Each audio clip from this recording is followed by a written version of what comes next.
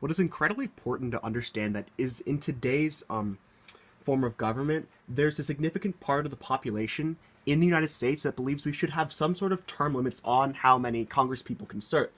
As of now, there is no term limit.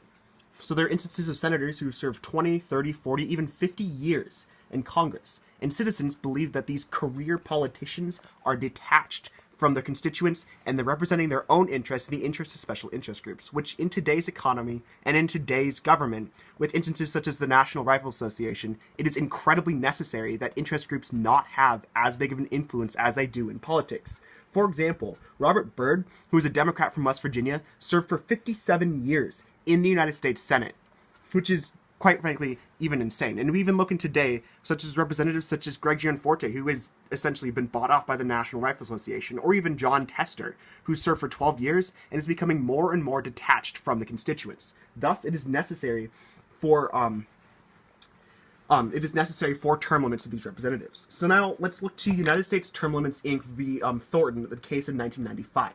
And Amendment 73 to the Arkansas Constitution denied ballot access to any congressional candidate who had served 3 terms already. However, they already had the ability to be in the Senate. Or they could come in as a write-in and still get elected. So then the Supreme Court, U.S. Term Limits Incorporated, claimed that Article 73 was a permissible exercise of state power under the Elections Clause within the 17th Amendment and within the United States Constitution, Article 1, Section 2, and Section 3. And the Supreme Court, in a 5-4 vote, ensured that essentially that Article 73 was unconstitutional. So here's actually a picture, too, of the senator in question, or Mr. Thornton, who was running for his 3rd term in Arkansas. It's a really blurry picture. I'm sorry about that.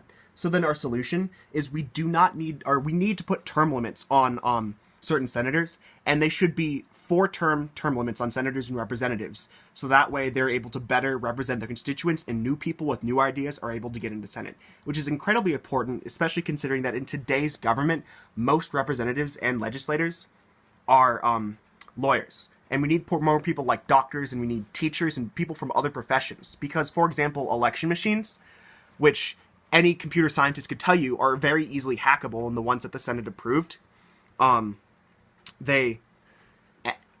because Congress didn't have the information necessary, or they weren't knowledgeable in this area, they allowed thousands of election machines to go out, which could have potentially changed the results of any elections.